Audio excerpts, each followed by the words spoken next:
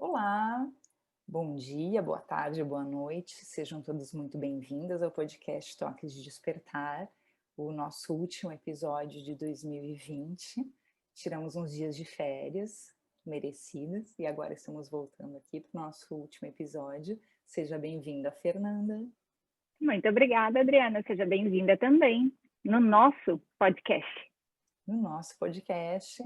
E hoje eu queria falar sobre um tema sobre o qual a gente já falou, aliás, a gente não falou especificamente em um episódio, mas a gente volta e meia fala sobre esse tema porque é muito importante, é uma questão muito recorrente para nós, que é nós nos aproximarmos ou sermos atraídas sempre os mesmos traços de personalidade nas pessoas. E por que me ocorreu da gente falar sobre isso? Eu li ontem no jornal Eu País, no site do jornal Eu País, que teve uma pesquisa da Universidade de Toronto exatamente sobre isso. E tem até um termo que designa isso, que chama dating déjà vu, ou déjà vu, para a gente aportuguesar. E eles fizeram um estudo com 300 pessoas, e aí as conclusões, que está em um único parágrafo, me chamou bastante atenção, porque enumera exatamente o que você fala, que é o seguinte: ó, os autores concluem que temos problemas em sucessivas relações, sejam estáveis ou passageiras, porque escolhemos os mesmos traços de personalidade em nossos pares de maneira inconsciente o tempo todo. Por outro lado, também costumamos buscar traços de personalidades que acreditamos faltarem em nós, usando-os para preencher vazios emocionais. Ou Certo? traços de personalidade tóxicos com os quais crescemos nos primeiros anos de nossas vidas. Escapar desse loop não é fácil. Eu acho que desafio que alguém que esteja nos escutando aqui diga que é fácil escapar desse loop, não é? Então eu queria que tu falasse sobre isso, sobre como é que a gente pode fazer para escapar desse loop. Para sair da rodinha do hamster, né? Como a gente diz, né? Parece que tu roda, roda, roda, roda e quando vê, cai no mesmo lugar. Roda, roda, roda, roda e cai no mesmo lugar. E o estudo está completamente certo, né, Adri? A gente, em função daquilo que foi vivenciado durante a gestação da nossa mãe, né, com o nosso pai, tudo aquilo que aconteceu, em cada célula do nosso corpo, a gente recebe um impacto das reações emocionais da nossa mãe. Então, cada vez que ela tem uma reação emocional, ela joga no organismo, né, uma série de elementos que fazem com que vão diretamente para cada célula do nosso corpo. Então, a gente fica registrando ali o tempo inteiro as reações de felicidade, de alegria, de susto, de medo, de raiva, de ansiedade da nossa mãe com relação ao nosso pai, né? Então, tudo aquilo que eles vivem durante essa relação, que a gente está ali na barriguinha da mamãe, a gente registra. E os 4, 5 primeiros anos da nossa vida é como se a gente tivesse um computador, um celular novo que você vai baixando aplicativo, sabe? Quando você baixa aplicativo, é a mesma coisa até os 4, 5 anos de idade. A gente vai baixando os comportamentos pela observação de como esse pai e essa mãe se tratam, né? De como aconteceu tudo ali naquela dinâmica familiar, de como são as relações, né? Como é que o vovô trata a vovó, como é que o titio trata a titia, como que o pai interage com a família dele, como que a mãe interage com a família dela. Então, tudo isso é profundamente marcante na psique da criança. Então, o que acontece? A gente vai registrando formas operantes, né, pela repetição, até que em algum momento se tornam tão automáticas que a gente já não enxerga mais que a gente faz daquela forma, né? É que nem você pegar um carro e dirigir. Num primeiro momento, você tem que prestar muita atenção no que você está fazendo, para condicionar os seus movimentos a passar marcha ou não.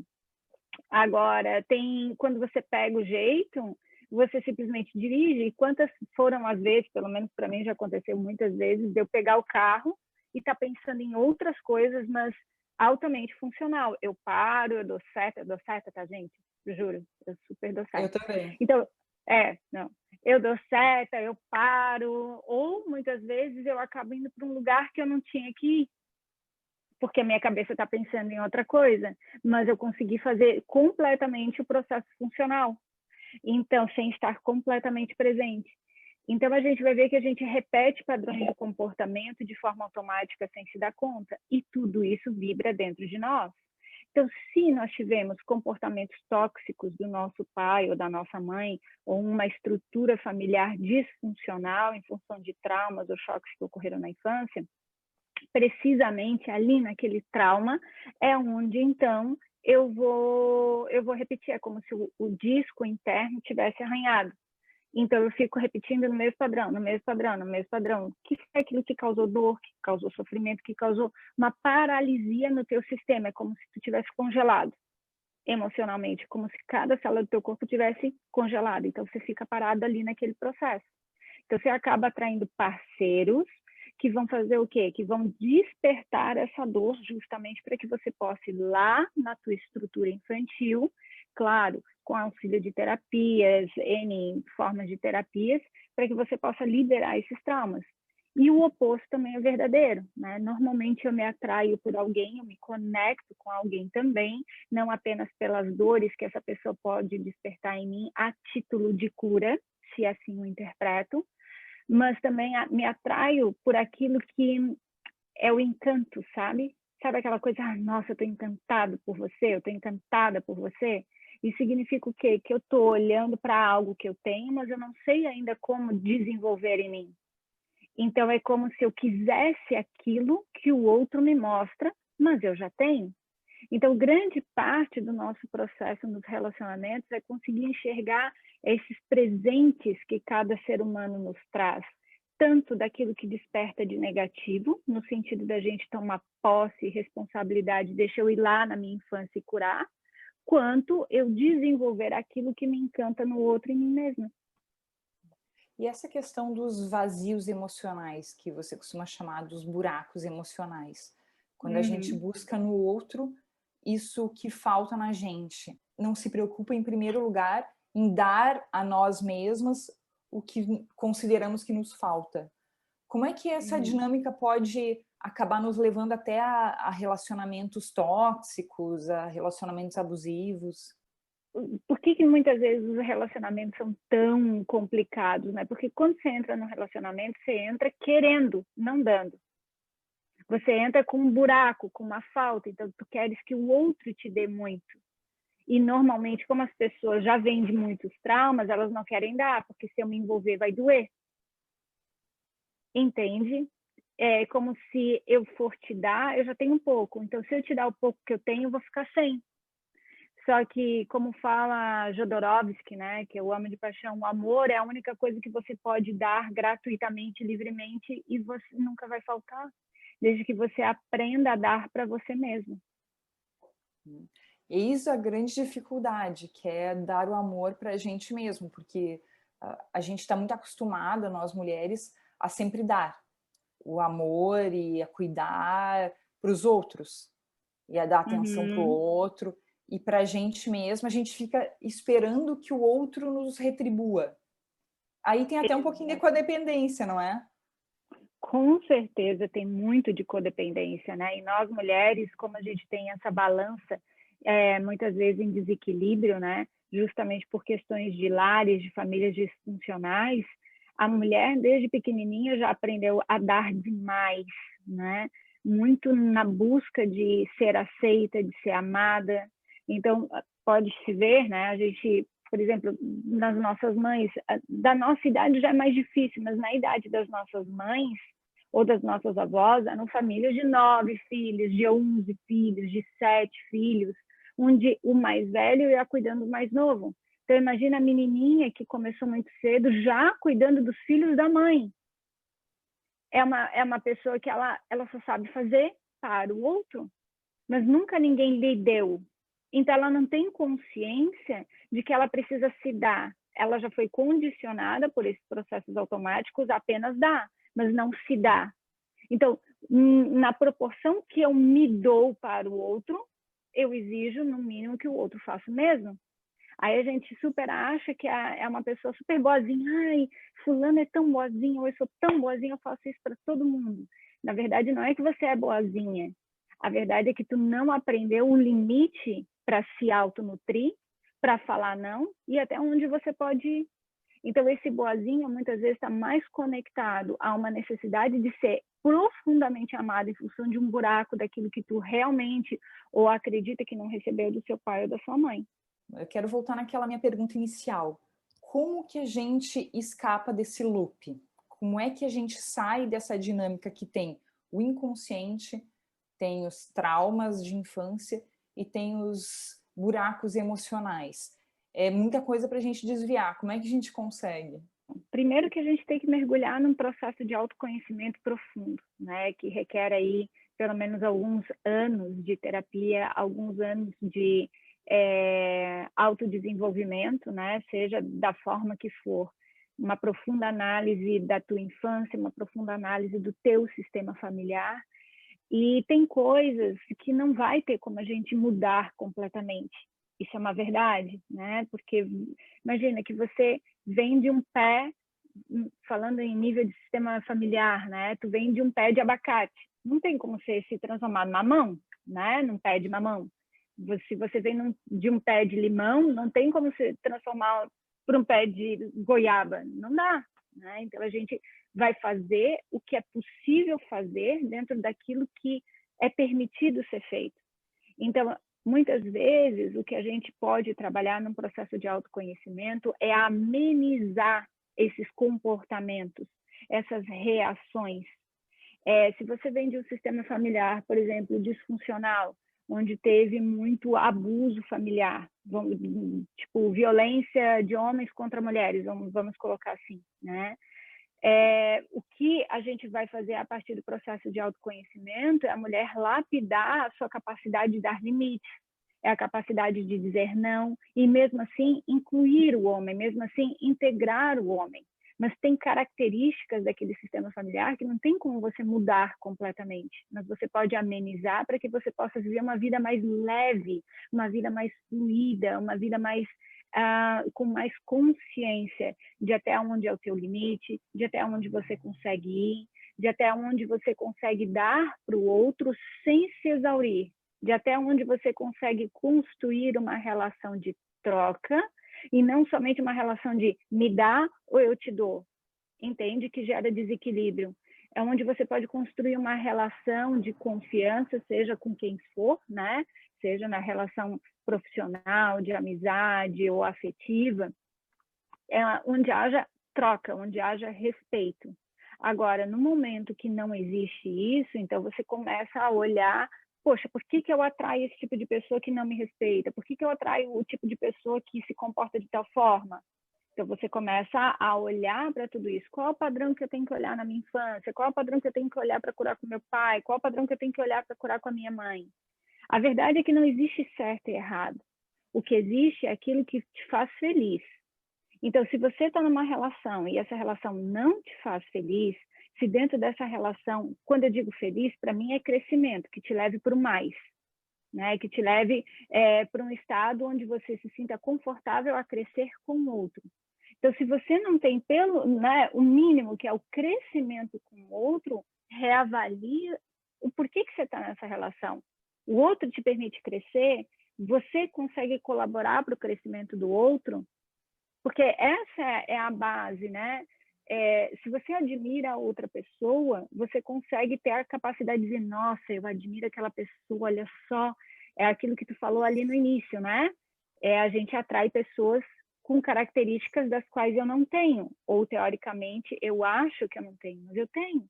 Mas ela está ali te oferecendo, justamente a partir da tua admiração, a capacidade de você lapidar essa mesma característica em você.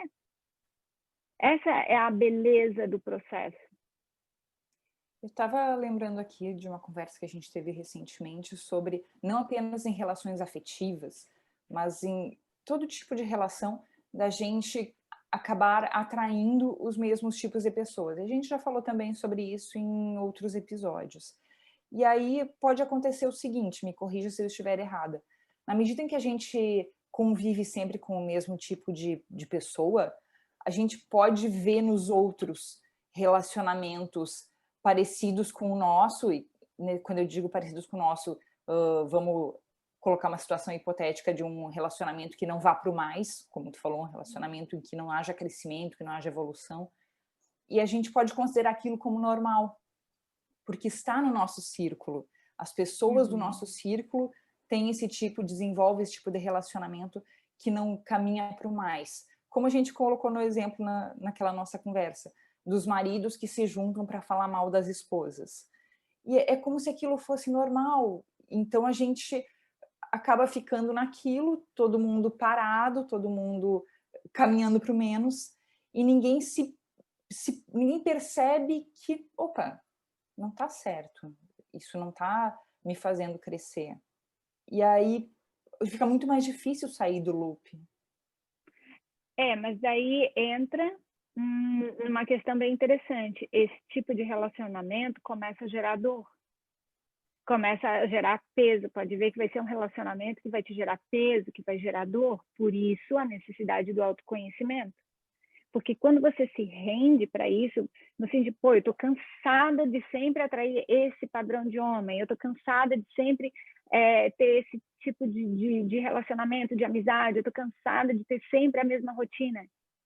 Quando tu começa a sentir esse peso, né, na relação, seja ela de qual natureza for, ali já é uma chamada de atenção, uma luzinha que acende. Então, você vai ter que partir para um autoconhecimento. E por que é tão difícil, muitas vezes, você mudar um comportamento que faz com que você atraia esse mesmo tipo de padrão? Porque você vai mudar literalmente, porque a gente constrói a nossa identidade normalmente em cima de um trauma. A gente constrói a nossa identidade, o nosso modus operandi em cima de um trauma. Então, quando você vai lá e cura aquele trauma da tua infância, você vai mudar a sua personalidade. Então, consequentemente, você acaba mudando a faixa de frequência, que é a energia. Porque imagina, se você tem um trauma na sua infância, vamos supor lá de abandono, tá? Então, você vibra aquela dor. E você construiu toda uma identidade em cima disso. Então, você vai atrair pessoas que vão gerar movimentos de abandono. Então, quando você cura isso dentro de você, porque é um processo, o que vai acontecer? Você vai mudar aquela faixa de frequência, então você vai passar a atrair novas pessoas. E muitas vezes, aquelas das quais você já era conectada, você não consegue mais se conectar. Implica perder alguma coisa. Às vezes, muitas coisas. Às vezes, é convívio com pessoas com as quais você convive há quase uma vida ou há uma vida. Então, muitas vezes é difícil de quebrar, é difícil de observar que aquele comportamento dominante naquele grupo é ruim, é prejudicial, porque é como se fosse normal.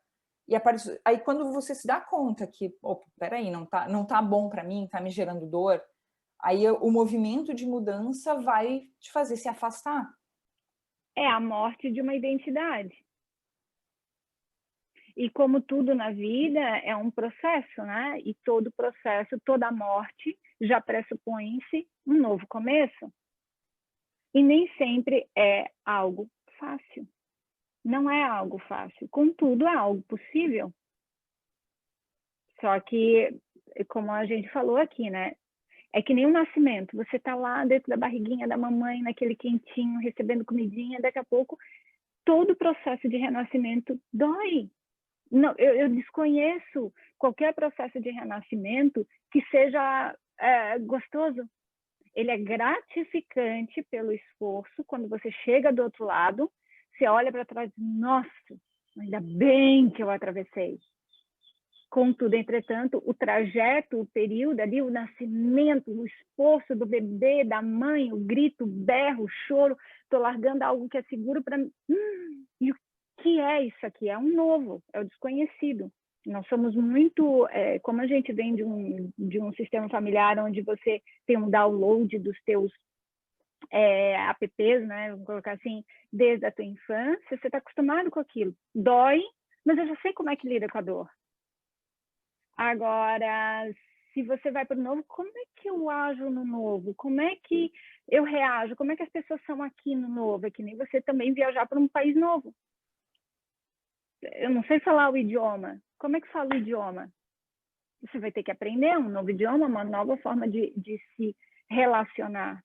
Você, obviamente, recebe muitas mulheres que passam por essa situação de viver muito tempo em uma situação que era confortável, mas não feliz. e que percebem isso, vão te procurar exatamente por causa disso. E as mulheres, elas têm a coragem, de maneira geral, assim, a maioria, tem a coragem, tem a vontade para dar esse passo, fazer essa mudança de identidade, qualquer que seja ela. Tem, mas é uma coragem que vai sendo lapidada ao longo do tempo. Porque é como se fosse não é uma virada, um shift completo. Fui numa sessão, um final de semana, uma constelação, resolvi minha vida, mudei. Não, isso é um shift, né? É um processo até você largar um padrão e iniciar um novo nível de comportamento. Porque dentro de nós são acionados muitas crenças. Então, é a crença do eu tô velha, é a crença do eu tô gorda, eu tô feia, eu não tenho dinheiro, como é que eu vou fazer para dar conta, para resolver, mas agora eu tenho um monte de filho, ou não tenho filho, ou eu vou ficar com esse porque com esse talvez eu tenha filho, eu vou ficar com esse que talvez eu case, eu não case, se eu não casar. São tantas as crenças que elas têm que ser quebradas uma a uma, para que à medida que você for atravessando o tempo, aquilo não seja um impedimento para o teu processo de mudança. São crenças muito profundas, às vezes crenças religiosas que permeiam aquele sistema familiar. E é muito amplo. Às vezes a gente acha que, não, a pessoa tem que mudar, como que a pessoa não vê, como que a pessoa não muda, como que a pessoa não resolve a vida dela, por que ela não faz diferente? Gente, tem tanta coisa por trás de uma pessoa que a gente não tem nem noção. São tantas as histórias, são tantas os desenlaces, os enlaces, os encontros, os desencontros que aquela pessoa carrega não apenas da própria vida, mas do próprio sistema familiar. Quando eu olho para a minha própria história, eu olho para trás, eu vejo o quanto tem de dogma dentro do meu sistema familiar, principalmente religioso, e que ao longo desses anos eu venho quebrando um por um, de pouquinho em pouquinho. E não é fácil. Não é fácil, porque isso representa aquilo que a gente sempre fala também em outros programas, né? Isso representa pertencimento. Então, como que muitas vezes eu vou ser feliz, vamos colocar assim, num relacionamento, ou como que eu vou ser feliz financeiramente, se quando eu olho para trás no meu sistema familiar, todas as mulheres do meu sistema familiar foram frustradas e infelizes, seja nos relacionamentos, ou seja na questão financeira.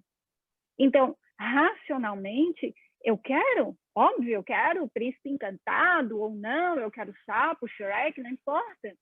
Eu quero ser muito rica, mas dentro de mim vibra uma necessidade quase que visceral de pertencimento. Então, muitas vezes eu vou entrar para dinâmicas de autossabotagem. Às vezes a felicidade está na minha frente.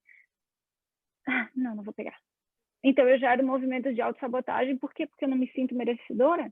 Mas não é algo racional. É algo que está muito mais conectado ao quê? A um sentido de pertencimento do teu sistema familiar. Então, é muito fácil a gente julgar uma pessoa. Por que não muda? Por que não faz diferente? É fácil, é muito fácil a gente julgar, porque nós viemos de um sistema familiar diferente daquele sistema familiar. A questão não é o julgar, a questão é o quanto a gente consegue conviver respeitando o outro. Porque os grandes conflitos, os relacionamentos, é que a gente quer mudar o outro o tempo inteiro para poder caber no nosso buraco emocional. Eu quero que tu me dê aquilo que me faltou. Então, por favor, te molda. E normalmente a gente se molda, porque a gente também já tem buraco emocional. Então, eu quero tanto ser amado, tanto ser visto, tanto ser reconhecida, que eu vou fazer isso. Então, são duas pessoas inconscientes, duas crianças tentando se relacionar. E é bastante comum esse tipo de relação em que as pessoas passam uma vida inteira desempenhando um papel para encaixar nos buracos um do outro. Talvez funcione. E talvez seja superficial para aquele casal, ou para aquela relação, ou para aquela... Talvez funcione, está tudo bem.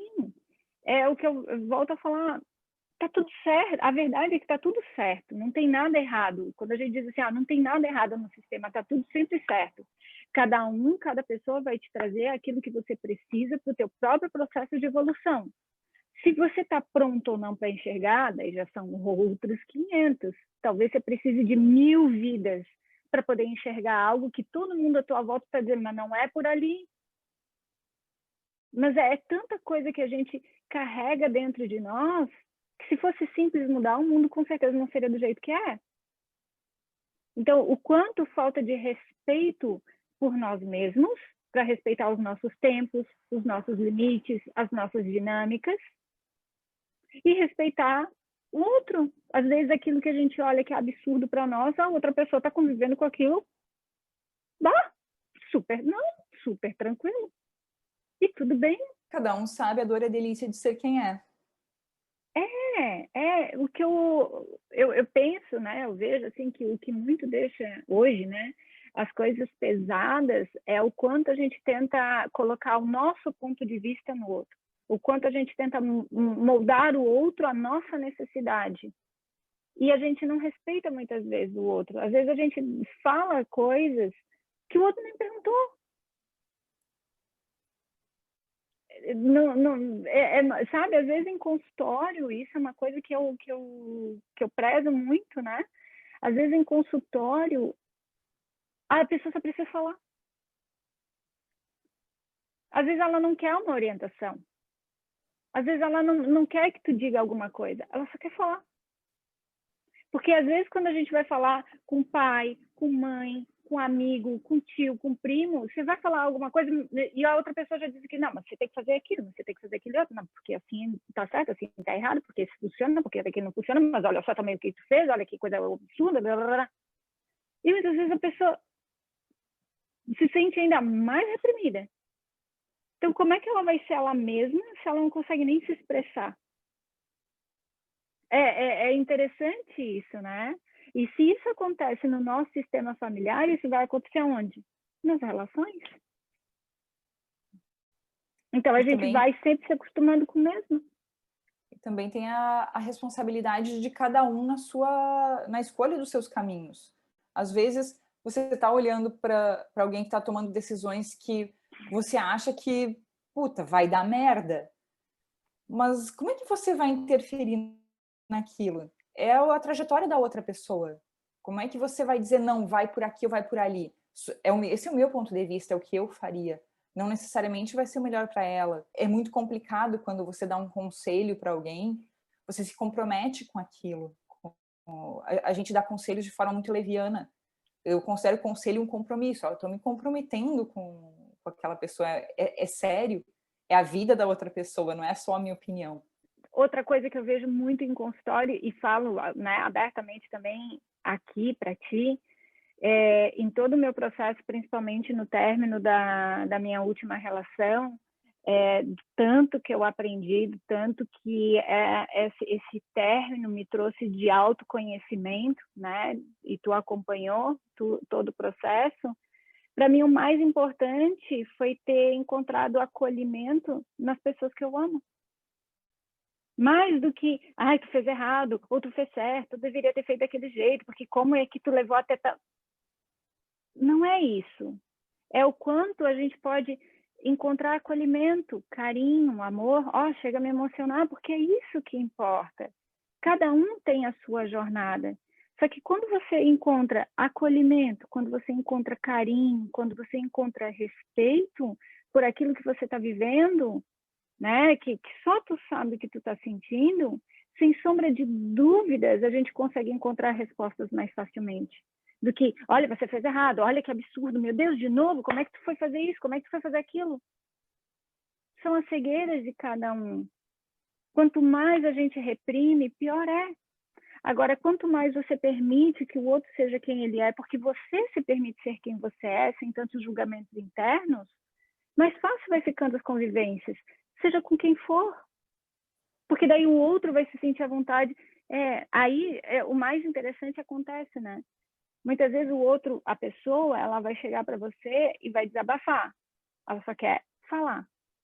Só que quando ela vai tendo confiança, ela vai perguntando, mas tu acha? E ela vai levar em consideração. Ela vai refletir. Vou refletir. Eu acho que faz sentido. Veja, são níveis de relacionamento, porque é confiança. Poxa, se eu falar que eu pisei na bola de novo, fulano vai me criticar, você já vai ficar assim? Agora, se você de forma pisei na bola de novo, que merda, doeu. O outro, doeu, mas de repente você olha, né? Você quer um conselho? Não, não quero, hoje eu não consigo. Quando você quiser, eu tô aqui.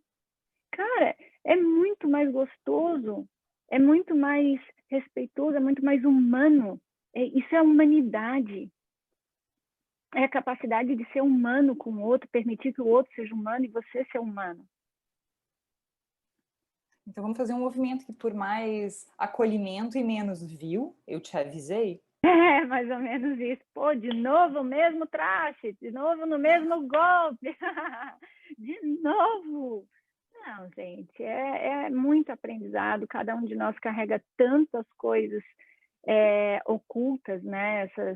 São esses que a gente já falou aí em tantas vezes, né? São 95% de nós, cientificamente comprovado, né? Que é inconsciente, que a gente não tem nem noção do que a gente carrega.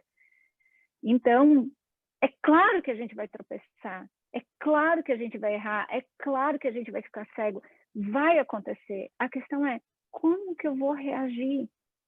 Com quem que eu vou compartilhar isso? Como que eu vou me criticar, me julgar, me chicotear? Ou então eu vou, não, calma, Fê. Vamos com mais carinho, né? De repente, da próxima vez você pensa um pouquinho mais, você não vai com tanto impulso, você respeita um pouquinho. Calma, respira. Às vezes, respirar. Se às vezes a gente consegue aprender numa vida a respirar antes de fazer, a gente já deu um grande salto de evolução. E que fique claro que quando a gente diz aqui que nós conversamos sobre a energia, a atração das pessoas, que ninguém pense que nós somos as iluminadinhas da estrela, né? Que a gente também faz as nossas cagadas todos os dias. Então, parece que as pessoas falam com a gente, nossa, mas vocês... Não, a gente faz cagada dia sim, dia não, ou dia sim e outro também. Com certeza, na última relação aqui, tá aqui a Adriana que comprova, gente, eu chorava quase todos os dias. Mas é mais fácil para ti? Não, não é mais fácil para mim. É só porque eu vou buscar olhar de um jeito diferente, mas a dor é igual, dói para todo mundo, dói para o rico, dói para o pobre, dói para o branco, dói para o negro, dói para o amarelo. A dor é igual para todo mundo, não importa se você tem mais conhecimento ou menos. Na questão não é o conhecimento, é o quanto eu consigo desse conhecimento colocar em prática. E na hora que está doendo, às vezes a gente não enxerga nada. Por isso que é tão importante o carinho e o acolhimento, porque é o carinho e o acolhimento que vai fazer com que você consiga colocar, muitas vezes, em prática aquilo que você carrega na cabeça, mas de uma forma ali no corpo, no dia a dia. Então, quantas vezes, né, Adriana? Tu veio aqui em casa, gente, sério, a Adriana aqui no momento que eu estava no término, realmente que doeu, porque eu também, gente, assim, quando dói, eu adoro ir no fundo do poço também, né? A gente vai lá, minha lua em escorpião vai lá no fundinho do poço, mas também eu limpo, mas dói. Quantas vezes que a Adriana veio aqui em casa, bem fofa, chorou comigo, trouxe café da manhã. E é isso. E ela me escutou 50 mil vezes. Ela já não aguentava mais me escutar, gente. Vocês não estão entendendo. Ela já não... Tá, tu vai falar de novo? Sabe aquele memezinho do aquariano que tava assim, sério? Tu vai falar isso? Para de chorar? É assim. Mas, ao mesmo tempo, a Adriana foi profundamente carinhosa, acolhedora. Me recebeu na casa dela quando eu estava nos meus piores momentos. Me deu carinho, me deu atenção, me deu amorosidade, me deu ouvidos. Gente, comida, isso não tem preço. Hã? Comida, que é mais importante, né? Comida. E sendo que ela enxergava coisas, né, que eu só fui enxergar no término da relação, que ela já tinha enxergado.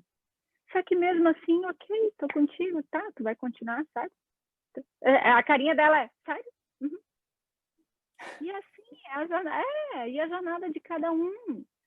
E do que vale? essa vida se tu não passar pelas tuas experiências, se tu não viver, porque é vivendo que a gente vai quebrar esses padrões. É vivendo, gente, é arriscando que tu vai conseguir enxergar o que serve e o que não serve para tua vida. E mesmo assim, como se fosse um filetinho de luz ali que você tá... É assim, é vivendo. A vida é para ser vivida. Agora, quem não vive por medo, eu tenho medo de me entregar, eu tenho medo de sofrer, não é, a gente está aqui para isso. E se você se entregar, e se o outro não quiser, eu me entreguei e o outro não quiser, o problema é do outro. Você fez sua parte com você. Vai para terapia, vai fazer grupo de constelação, vai passar, como tudo passa na vida. E o que eu posso tirar? Aprendizado. E realmente começar a enxergar o que importa, que é quem realmente está do teu lado e está contigo, segurando a tua mão. Não para te levar para né, puxar o outro para fundo do poço, né? Porque também não é isso. Não é para também descer no poço, como eu falei agora, né? Eu escavei o poço. Mas eu escavei sozinha. Em nenhum momento alguém foi lá no poço comigo. Porque não tem que ser assim também. Mas é tô aqui. Precisa? Não tem problema, eu tô aqui. Mas eu não vou ir contigo. Essa é a tua jornada. E eu te respeito por isso. Isso é dignidade. Então, quando a gente consegue ter dignidade pela nossa jornada, por aquilo que dói, porque eu dou conta daquilo que está doendo, daquilo que está se passando comigo, eu também dou conta de atravessar e de ressignificar. Quando a gente quer tirar isso do outro, a gente tira a dignidade da vida do outro, que é a jornada dele de evolução. Por isso, é tão fácil julgar, eu no teu lugar faria diferente. Claro que sim, mas é a jornada do outro. Essa é a dignidade da vida de qualquer ser humano. Até porque quando a gente está no olho do furacão, o nosso ponto de vista é bem diferente, né? A gente está olhando para aquele redemoinho. A gente só vê a dor. É real quando você está ali na dor né? E eu falo aqui especificamente de um término, seja ele de qual natureza for, né? A gente só está olhando para a dor, para a ferida, e a verdade é que uma pessoa pode despertar uma dor profunda. Por isso que eu disse ali, né, gente, quando eu entro numa dor, né, como foi esse do término, eu fui no mais profundo. Não é simplesmente o término de uma relação, mas o que essa dor está me trazendo, que traz lá da minha infância coisas que eu não vi. Porque esse é o presente. É assim que a gente termina, principalmente relacionamentos amorosos, com gratidão. Não é terminou, porque o outro me ofereceu bastante coisa, ou o outro foi legal, mas não foi legal, nunca mais quero ver na minha frente. Não, é o quanto eu consigo terminar com gratidão, olhando realmente o que aquela pessoa me trouxe, que são essas questões mais profundas da minha alma. Aí a gente consegue olhar para aquela pessoa e dizer assim, nossa, gratidão, você me levou para algo melhor. Essa é a tua dignidade, essa é a minha dignidade. E, gente, em outros episódios a gente vai falar no mergulho que esta mulher deu em si mesma com o término dessa relação. Eu nunca vi na minha vida algo semelhante, viu? Foi um mergulho interno nas profundezas, nos subterrâneos, no submundo de Atlântida, interno dessa mulher. Foi, gente. Olha, até eu me surpreendo com quão fundo eu fui, mas foi libertador também na mesma proporção. Doeu, gente. Doeu. Parecia que eu estava trocando de pele. Tinha dias que eu acordava chorando, porque doeu. Mas também a gente foi lá no fundo e tirou tanta coisa rica desse fundo que nos próximos podcasts eu compartilho com vocês, com certeza absoluta. Todo mundo tem tesouro nas profundezas, né? Nossa, e como a gente tem, e como a gente tem. E daí a gente vai deixando de ser cego, né? E daí, com esses mergulhos profundos, a gente pode ir transformando, como eu falei, um pouquinho esses padrões de atração de pessoas sempre as mesmas. A gente pode ir transformando. Eu falei, uma abacateira nunca vai se transformar numa mão, não tem como. Mas a gente pode dar uma sofisticada naquele abacate, né? Pode dar uma melhorada. E muito obrigada, feliz ano novo para você. Não que eu não vá desejar isso pessoalmente depois, mas já vamos aqui se desejar feliz ano novo para todo mundo, que 2021 chegue com muitas boas energias. 2020 foi puxado para todo mundo, cada um com as suas especificidades, mas certamente ninguém vai poder dizer que foi um ano leve, tranquilo. Então, que 2021 chegue trazendo esperança, não vai mudar nada com a mudança do calendário, com a virada da folhinha, mas a esperança de que seja muito melhor, a gente sempre vai ter. Acho que essa é o que move o ser humano, né? A esperança de dias melhores. Falando palavras de um futuro bom. Então, que a gente sempre possa compartilhar palavras de um futuro bom dentre todos nós. Muito obrigada. Feliz ano novo, gente. Feliz ano novo, meu amor. Obrigada por esse ano. Feliz ano novo. Gente, muito obrigada e nos vemos novamente muito em breve, em 2021. Um beijo para todos. O Oliver, ele pode dar tchau? Pode, deve. Oliver, dá tchau para todo mundo. Feliz ano novo, Oliver. Não quer dar tchau. Esse é o Oliver. Tchau, gente.